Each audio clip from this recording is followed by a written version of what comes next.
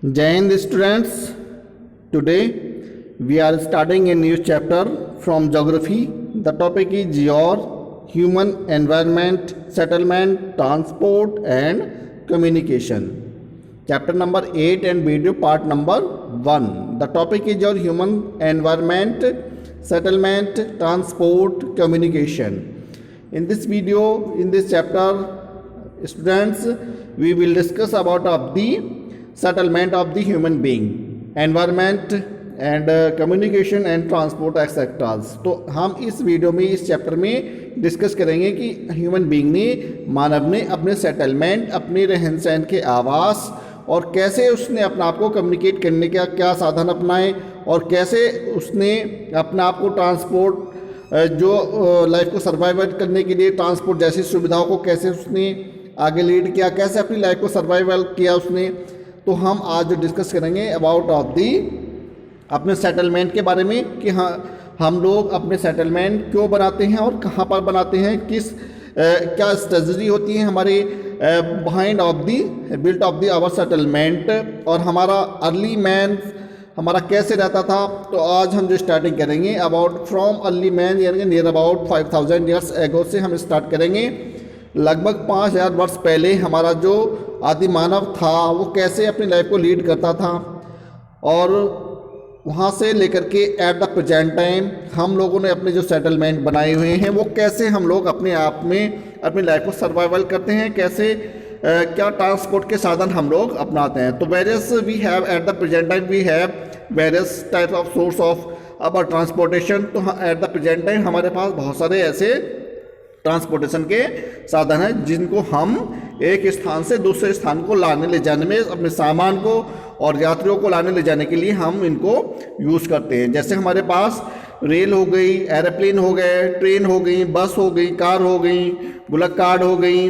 तो these are our source of our transportation. ये सब हमारे ट्रांसपोर्टेशन के साधन हैं.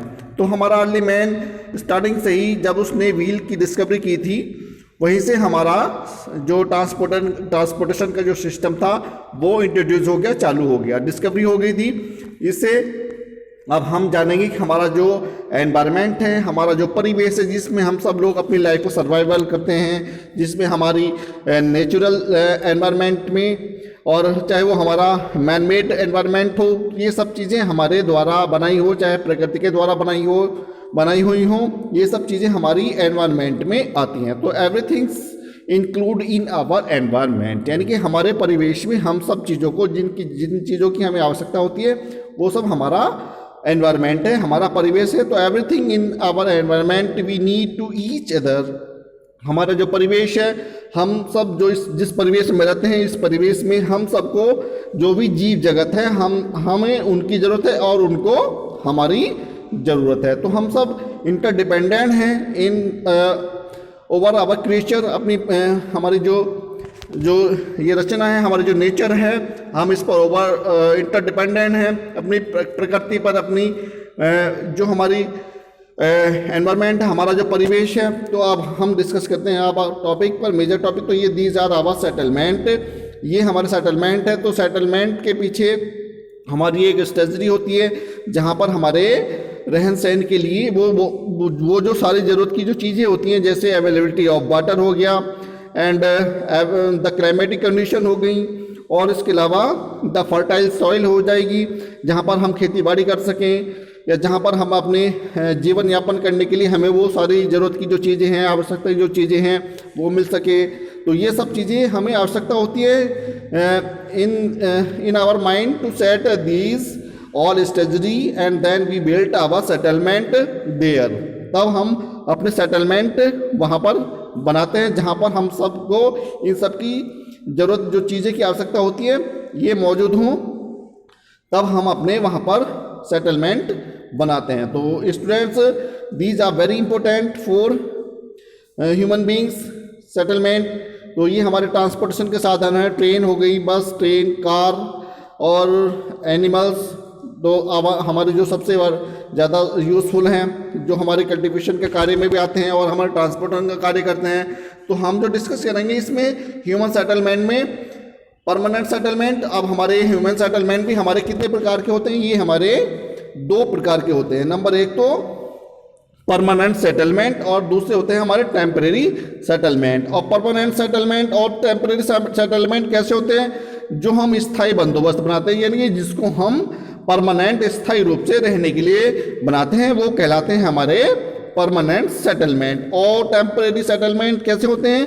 जो हम कुछ ही समय के लिए, जैसे हम टेंट, तंबू वगैरह जैसे चीज़ों को कुछ ही समय के लिए ग्राउंड में या कहीं हिली एरियाज में लगा करके कुछ ही समय तक के लिए रहते हैं, तो वो कहलाते हैं हमारे टेम्परेरी सेटलमेंट। अब हमारे सेटलमेंट ये कहाँ कहाँ पर होते हैं? जैसे अर्बन एरियाज हो गए, अर्बन एरिया में हमारे सेटलमेंट होते हैं, एंड रूरल एरियाज में होते हैं। और ये कॉम्पैक्ट सेटलमेंट और स्कैटर्ड सेटलमेंट। तो in this chapter we will discuss about of the settlement.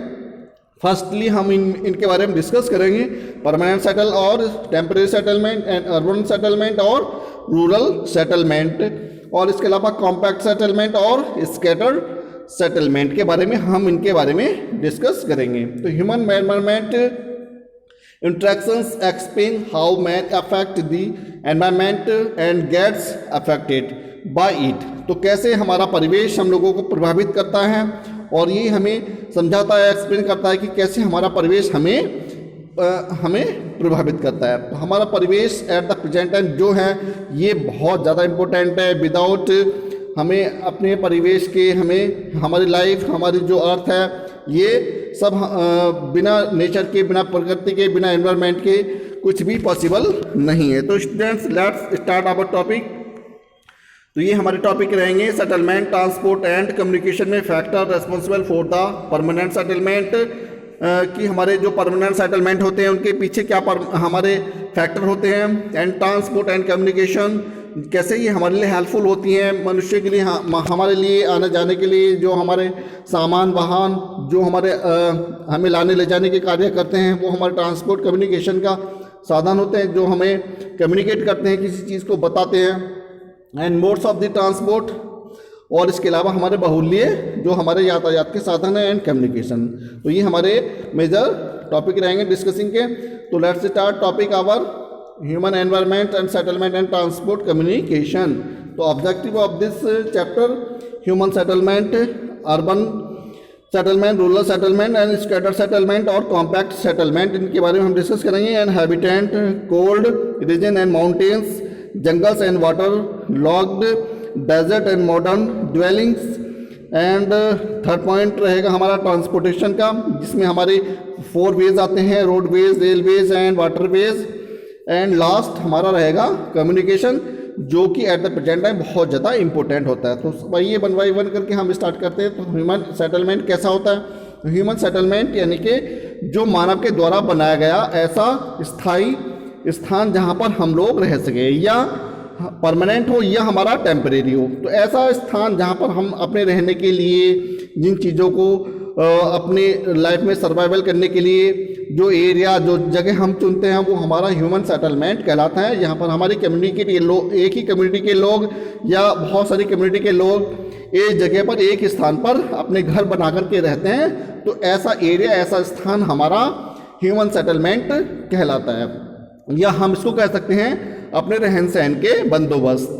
तो human settlement have progressed in a big way since the nomadic travel of the settlers of the river valley civilization of about 4,000 years back। यानी कि लगभग यहाँ से 5,000 वर्ष पहले कैसे हमारा आदि मानव ने अपनी लाइफ को सर्वाइवल करने के लिए कैसे उसने अपने आप को लीड किया, कैसे वो अपनी लाइफ को कैसे लीड करता था, कैसे उसने अपनी जनरेशन को आगे बढ़ाया। तो आदि मानव हमारा सिंधु घाटी सभ्यता, जो हमारी सबसे प्राचीन सभ्यता मानी जाती है, उसमें वो रहता था हमारा आदि मानव। वहीं से उसने अपनी लाइफ को आगे लीड किया, सिंधु घाटी सभ्यता से। तो ऐसे आगे उसने अपनी जनरेशन को बढ़ाया, और वहीं से उसने अपनी लाइफ को लीड किया। कैसे वो अपने रहने के लिए गुफाओं में रहता था, या पेड़ों पर झुंकट बना करके रहता था, या नदी के किनारे, पर्वतों पर, पहाड़ों पर अपनी लाइफ को लीड करता था। तो हमारी जो ओनली मैन की जो लाइफ है वो बहुत ज़्यादा डिफिकल्ट से भरी हुई है। तो settlements in earlier times use to temporary in nature. तो हमारा आदि मानव जो सेटलमेंट बनाता था वो हमारे परमानेंट नहीं होते थे, टेम्पररी रूप से वो कुछ समय तक जहाँ उसे फूड मिलता था, यानी उसको अपनी लाइफ को सर्वाइवल करने के लिए जो चीज़ें मिलती थी वो कुछ समय तक वहाँ पर ठहर रहता था और रुकता था और फिर वो आगे बढ़ जाता था। तो इसलिए जो प्रकृति में मनुष्य ने हमारे स्टार्टिंग में जो सेटलमेंट बनाए वो टेम्परेरी थे, और फिर इसके बाद आगे हमारा ह्यूमन बीइंग बढ़ता चला गया। People in the those times used to settle at a place, practice hunting, gatherings of food and shifting cultivation, and once resources of the area were not enough to meet their needs and they moved to another area। यानी कि हमारे मनुष्य ने early मायन से वो अपना पेट भरने के लिए हंटिंग गैदरिंग करता था, शिकार करता था, और इसके अलावा धीरे धीरे जैसे उसे अपना खेती बाड़ी का ज्ञान हुआ उसने खेती बाड़ी करनी शुरू कर दी, और इसके अलावा जब तक उसकी ज़रूरत की जो चीज़ें होती थी, रिसोर्सेज जो उसके पास होते थे, वो एक जगह पर रहता था, और धीरे धीरे फिर वो अन्य सेटलमेंट बनाने लगा और दूसरी जगह पर चला जाता था। यानी कि उसकी जो हमारे अर्ली मैन की जो लाइफ थी वो एक नोमैडिक लाइफ थी, यानी कि जब तक वो एक जगह रहता था, जब तक उसकी ज़रूरत की चीज़ें मिलती थी तब तक वो वहाँ पर ठहरता था, लेकिन जब उसकी ज़रूरत की चीज़ें वहाँ से मिलना बंद हो जाती थी तो वो दूसरे स्थान को सेलेक्ट कर लेता था, दूसरे स्थान पर चला जाता था। तो इस तरह से हमारा अर्ली मैन की जो लाइफ थी वो एक नोमैडिक लाइफ थी, यानी कि घुमंतु की लाइफ। तो this was known as the temporary settlement. तो इस तरह से जो हमारा अर्ली मैन जो नोमैडिक लाइफ जिस तरह से उसने लीड की रही वो कहलाए हमारे टेम्परेरी सेटलमेंट। लेकिन ये हमारे स्थायी नहीं थे, क्योंकि कुछ ही समय तक हमारा आदि मानव वहाँ पर रुकता था, ठहरता था। तो ये हमारा कहलाया टेम्परेरी सेटलमेंट, यानी कि कुछ ही समय तक के लिए स्थायी नहीं होते थे। And this practice is almost non existence in the today environment except for the same some tribals in the forest and hilly areas. People now prepare to settle in one place and make their dwellings permanent। तो अब ये इसके बाद धीरे धीरे जैसे हमारे generation आगे बढ़ते चली गई तो हमारा जो एनवायरनमेंट था, परिवेश था, ये हमारे आदि मानव के और इसके बाद हमारा जनजाति के जो लोग थे उनकी वे प्रैक्टिस में चलन में आ गया, और फॉरेस्ट एरियाज़ को उसने सेलेक्ट कर लिया। वहाँ पर फॉरेस्ट एरिया में, हिली एरियाज़ में वहाँ पर जाकर अपने घर अपने बना करके वो रहने लगा। तो इस प्रकार से हमारे फॉरेस्ट रीजन में जो आदि मानव रहा वो धीरे धीरे करके वो हमारा ट्राइबल पीपल में कन्वर्ट होता चला गया, और ट्राइबल पीपल जो है हमारे फॉरेस्ट रीजन में रहने लगे, और फॉरेस्ट से जो भी चीज़ें उनको प्रोडक्ट मिलती थी उन्हीं को वो मार्केट में सेल करके बेच करके उनसे अपनी लाइफ को सर्वाइवल करता था। तो people now prefer settle in the one place. अब केवल एक ही स्थान पर रहने के लिए अब हमारा ज़रूरत पड़ गई थी कि एक ऐसा स्थायी बनाया जाए जहाँ से हम लोग इधर उधर जो भटकते हैं वो एक ही स्थान पर रह करके अपने लाइफ को सर्वाइव किया जाए। तो इसलिए हमें ज़रूरत पड़ी ऐसे स्थायी बंदोबस्त बनाने के लिए जहाँ से हम अपनी लाइफ को सर्वाइवल कर सकें, एक ही स्थान पर हमें जो सारी ज़रूरत की चीज़ें मिल सकें और लॉन्ग पीरियड तक, यानी कि लंबे समय तक हम वहीं पर रहें। तो ऐसे हमें ये ड्वेलिंग परमानेंट सेटलमेंट कहलाए, स्थायी बंदोबस्त। Human settlement means cluster of dwellings of any types of size where human beings live। settlement patterns vary from place to place। यानी कि अब हमारा कहला ह्यूमन सेटलमेंट, यानी कि जहाँ पर हम लोगों ने अपने आप को परमानेंट स्थायी रूप से रहने के लिए जो घर बनाए, आवास बनाए, वो हमारे कहलाए ह्यूमन सेटलमेंट्स। एंड ये human settlements brings life settlement, ये हमें जीवन जीने के लिए हमारे बहुत ज़्यादा उपयोगी हुए, जो हमें एक स्थान पर या और अन्य कई स्थान पर रहने के लिए हमारे तौर तरीके रहने के लिए सिखाया गया। तो इस प्रकार से हमें इम्पोर्टेंट होता है हमारी लाइफ में कि हमारी जो ज़रूरत की जो चीज़ें होती हैं तभी हम अपने सेटलमेंट बनाते हैं। तो settlement can range in size form of a small number of dwellings grouped together into village in the largest of cities। and तो अब हमारे ये सेटलमेंट डिफरेंट टाइप में हो सकते हैं, इनकी आकृति, इनकी फॉर्म डिफरेंट तरीके की हो सकती है। ये छोटे घर भी हो सकते हैं, बड़े भी हो सकते हैं, और ये हम सेटलमेंट बनाते हैं ज़्यादा विलेज हो गए, टाउन हो गए, कस्बे हो गए, सिटीज़ हो गए, इन सब में अपने ये छोटे बड़े जो भी हमारे जहाँ पर हम लोग स्थायी रूप से रह सकते हैं तो ये सेटलमेंट बनाए जा सकते हैं। द टर्म में भी include villages, towns and cities. इन सब में हम गांव और कस्बों को, गांव, कस्बे और शहरों को इसमें लेते हैं जहाँ पर हम लोग अपने सेटलमेंट बनाए हुए हैं। Settlement come up and grow in size dwelling on various factor. अब हम सेटलमेंट क्यों बनाते हैं, जैसा कि मैं अभी आप लोगों से बता चुका हूँ कि जहाँ पर हमारी ज़रूरत की जो चीज़ें होती हैं वो हों, हम वहाँ पर ऐसी जगह पर अपने सेटलमेंट बनाते हैं। तो जैसे क्या फैक्टर है हमारी लाइफ को हमें सेटलमेंट बनाने के पीछे, तो सबसे पहला फैक्टर होता है जो क्लाइमेटिक कंडीशन, यानी कि ऐसी जलवायु हो जहाँ पर हमारे रहने के लिए अनुकूल हो, जो हमें ना तो गर्मी सर्दी ना अधिक वर्षा, ऐसा क्षेत्र जहाँ से हम लाइफ को आसानी से सर्वाइव कर सकें। तो ऐसी क्लाइमेटिक कंडीशन होनी चाहिए। एंड अवेलेबिलिटी ऑफ वाटर, यानी कि हमें सबसे ज़्यादा जो ज़रूरत की जो चीज़ होती है वाटर की, जो सबसे ज़्यादा नीड होती है हमारी, चाहे वो हमारे लिविंग बींग हो, चाहे हमारी नेचर हो, प्रकृति हो, सभी चीज़ों को हमें वाटर की आवश्यकता होती है। तो सबसे ज़्यादा हमें वाटर की आवश्यकता है, अवेलेबिलिटी ऑफ वाटर होनी चाहिए। और इसके अलावा suitability of the land to cater for the other basic needs, इसके अलावा जो हमारी ज़रूरत की बहुत सारी जो बेसिक चीज़ें होती हैं वो मौजूद हों, ऐसी जगह पर ऐसी स्ट्रेटजी को माइंड में रखकर हम लोग अपने सेटलमेंट बनाते हैं। एंड फर्टिलिटी ऑफ सॉइल, इसके अलावा जिस एरिया को, जिस क्षेत्र में हम अपने सेटलमेंट बना रहे हैं वहाँ की मिट्टी उपजाऊ हो, अर्थात हम वहाँ पर खेतीबाड़ी कर सकें, जिससे कि हम अपनी लाइफ को और आसान तरीके से लीड कर सकें। तो खेतीबाड़ी करने के लिए हमारी ऐसी भूमि योग्य होनी चाहिए, फर्टिलिटी होनी चाहिए, उपजाऊ भूमि हो, जिससे कि हम खेतीबाड़ी कर सकें और हाँ अनाज पैदा करें। तो इससे हमारी लाइफ को सर्वाइव करने में हमें हेल्प मिलेगी। तो settlements are also classified into the terms of the density and in terms of their nature of permanency. Let us see them one by one करके।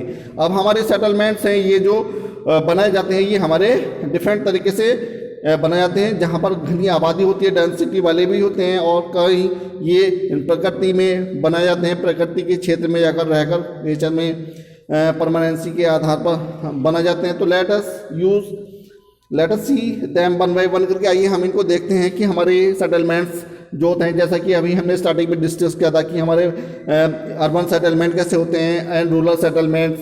तो ये हमारे जो स्थायी बंदोबस्त होते हैं, जो परमानेंट सेटलमेंट हम लोगों ने बनाए हैं, तो ये हमारे दो क्षेत्रों में होते हैं, अर्बन एरियाज़ में और हमारे रूरल एरियाज़ में। अब ये वन बाई वन करके हम इनको बारे में डिस्कस करते हैं कि अर्बन सेटलमेंट हमारे कहाँ पर होते हैं, कैसे होते हैं। तो हमारे urban settlements is in an area that is density populated. तो अर्बन क्षेत्र हमारा कौन सा होता है, जहाँ पर हमारी घनी आबादी वाला क्षेत्र होता है, वहाँ पर हमारे अर्बन सेटलमेंट्स कहलाते हैं। तो they have an evidence of man made structure and as opposed to rural areas, यानी कि हमारे ऐसे क्षेत्र में हमारे बड़ी मात्रा में मनुष्य के लिए जो ज़रूरत की जो चीज़ें होती है, स्ट्रक्चर होता है, वो वहाँ पर बड़ी मात्रा में उपलब्ध होता है, और जस्ट ये हमारे रूरल एरियाज़ के अपोजिट होता है, विपरीत होता है। यानी कि जो रूरल एरियाज़ में जो चीज़ें नहीं होती हैं वो सारी चीज़ें हमारे अर्बन एरियाज़ में अवेलेबल होती हैं, जहाँ पर बड़ी मात्रा में हमारी इंडस्ट्रीज होती हैं और बड़ी मात्रा में लोगों को रोजगार, काम धंधे मिलते हैं। And contain more open space, and urban settlements normally have more developed infrastructures than rural areas like the sewer systems, roads and public transport system. अब हमारे रूरल एरियाज़ की अपेक्षा हमारे जो अर्बन एरियाज़ होते हैं वो अधिक डेवलपमेंट होते हैं, क्योंकि यहाँ पर हमारी जो रोड्स, अच्छी रोड्स होती हैं, सड़कें होती हैं, और इंफ्रास्ट्रक्चर के जरिए बिजली उपलब्ध होती है, सड़कें अच्छी होती हैं, पानी की व्यवस्था होती है, एवरीथिंग्स ऑफ नीड, जो ज़रूरत की जो चीज़ें होती हैं वो सारी हमारे अर्बन क्षेत्र में मौजूद होती हैं, लेकिन हमारे रूरल एरियाज़ में कुछ चीज़ें इनमें से शॉर्ट होती हैं। तो इंफ्रास्ट्रक्चर ऑफ अवर, हमारी जो ज़रूरत की जो चीज़ें होती हैं वो हमारी इन अर्बन एरियाज़ में अवेलेबल होती हैं। तो इसमें हमारा ट्रांसपोर्ट सिस्टम भी हो, चाहे बिजली हो, इलेक्ट्रिसिटी हो, रोड्स हो, वाटर की अवेलेबिलिटी हो, तो सब चीज़ें हमारे यहाँ पर मौजूद होती हैं। And many urban settlements contain racially, ethically and culturally diverse population. अब हमारे क्या होता है अर्बन सेटलमेंट में, कुछ ऐसी चीज़ें होती हैं जो मनुष्य हमारे जैसे बहुत सारी गतिविधियाँ होती है, कल्चर से हो, चाहे हमारी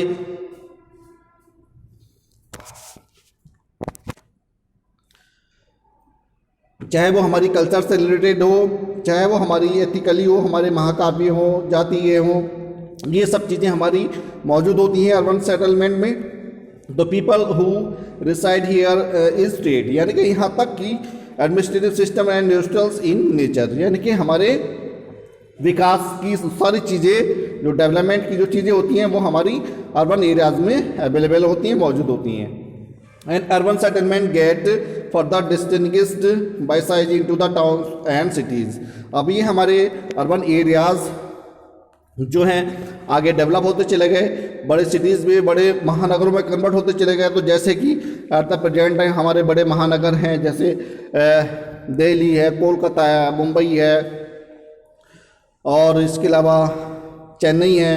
these are our urban areas. ये हमारे बिग सिटी जो होते हैं ये हमारे अर्बन एरियाज कहलाते हैं। तो students, urban area settlements can grow for different